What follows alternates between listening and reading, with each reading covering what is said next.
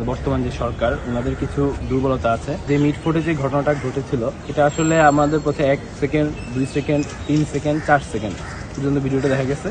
এর পরবর্তীতে আসলে আর ভিডিওটা দেখার সম্ভব না এখানে সাধারণ মানুষের ক্ষেত্রে, কারণ এখানে আসলে অনেক কঠিনভাবে আসলে এখানে আঘাত করে হত্যা করা হয়েছিল। তো সেই জায়গা থেকে আর কি আমাদের অনেক খারাপ লাগছিল। কিন্তু কথা হচ্ছে যে আসলে এটা কেন হচ্ছে, এটা তো এখানে শুধু হয় নাই, পুরো বাংলাদেশে আসলে এই চাঁদাবাজির জন্য অনেকেই হচ্ছে আপনার মারা গেছে নিজেদের দলীয় কোন্দলের মধ্যে আর কি। তো সেই ক্ষেত্রে হচ্ছে আমাদের হয়তো যাদের মধ্যে এগুলো হচ্ছে তারা যদি দলীয়ভাবে এখানে ব্যবস্থা নেয়, সেই ক্ষেত্রে হচ্ছে দলীয়ভাবে ব্যবস্থাটা হবে এরকম যে যারা হচ্ছে এই অপরাধের সাথে যুক্ত তাদেরকে হচ্ছে আইনে আওতায় নিয়ে আসা। তো আইনে আওতায় নিয়ে আসার জন্য তারা নিজেদের দলীয়ভাবে ব্যবস্থা নেবে, পাশাপাশি সরকারকে হেল্প করবে। এটা হচ্ছে এখানে একটা করণীয় দিক। আর হচ্ছে এই দৃশ্যগুলো আমরা দেখতে চাই না, এগুলো তো আসলে আমাদের স্পিরিটের বিরুদ্ধে কোনো কাজ আছে, এটাই আর কি আমরা চাই। তো বাংলাদেশে নতুন কোনো ফেস্টিভ্যাল আসার কোনো সুযোগ নেই, কেননা আমরা এখনো যারা হচ্ছে সত্যিকার স্পিরিট নিয়ে আমরা আন্দোলন করেছি তারা এখনো বেঁচে আছে।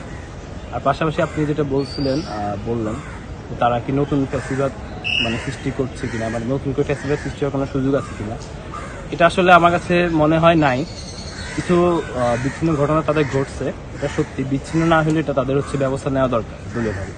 কিন্তু আসলে এটা আসলে আমাদের আসলে কষ্ট লাগে বিষয়গুলো, কেননা তারাও তো আমি যখন ছিলাম টিভিতে সেখানে আমাদের অনেক ভাই ছিল যারা হচ্ছে এই যে আপনি যে বললেন সেই দলের সদস্য ছিল, বিভিন্ন কেন্দ্রীয় দায়িত্বশীল ছিল তাদের। তারাও কিন্তু ওইখানে আমাদের মতো কষ্ট করেও তারা কিন্তু এখানে ছিল, তারাও কিন্তু আন্দোলনের সাথে সম্পৃক্ত ছিল। এর পরবর্তীতে আপনি যদি বলতেছেন তাদের দ্বারা যেটা হবে আমি বিশ্বাস করতে চাই না। যদি হয় সেটা আসলে বাংলাদেশ জনগণ এটা সঠিক জবাব দিয়ে দিবে।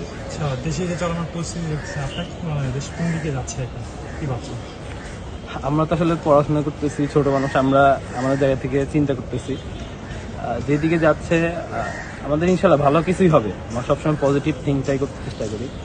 ইনশাল্লাহ একটা চেঞ্জ বলতে আমি যেটা বুঝি সেটা হচ্ছে এই যে অন্যায়গুলো হচ্ছে এবং এটার বিরুদ্ধে কিন্তু প্রতিবাদ হচ্ছে, এবং প্রতিবাদে তারাও কিন্তু আসলে সড়ক ভূমিকা রাখছে।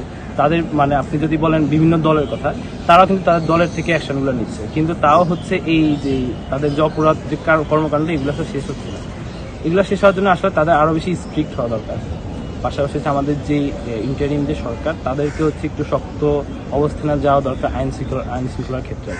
তারা সেখানে একটু দুর্বলতা দেখানোর চেষ্টা করে বিভিন্ন জায়গায়। তো সেটা যদি আরেকটু বেশি শক্ত হয়, আর যদি তারা আমাদের বিভিন্ন যে সংগঠনগুলো আছে তারা যে তাদের জায়গা থেকে শক্ত অবস্থানে তাদের যে মোরাল যে ক্যাপাবিলিটি বা মোরাল যে আইডিওলজি এটা যদি তারা সঠিকভাবে ইমপ্লিফাই করে, তাহলে ইনশাল্লাহ ভালো কিছু হবে। পাশাপাশি আমাদের আসলে আমার ব্যক্তি আসলে চেঞ্জ হচ্ছে না, এটা হচ্ছে আসলে আমাদের মূল সমস্যা আর কি। আমাদের ব্যক্তি যদি আমরা আসলে চেঞ্জ হতাম তাহলে হয়তো আমাদের যে বিভিন্ন আমরা অপরাধ কাণ্ডগুলো দেখছি এগুলো হয়তো ঘটতো না। দেশ নিয়ে যেতে এক কথা বলছেন, এটা আসলে আমরা সবসময় করে গিয়েছি। এখন এখানে খারাপ কিছু একটা ঘটনা ঘটছে দেখে আমাদের অনেক খারাপ লাগবে, এটাও স্বাভাবিক। কিন্তু এর এটা না যে আমাদের ত্যাগ পুরোটাই বৃথা গেছে। হ্যাঁ, তো এই ক্ষেত্রে হচ্ছে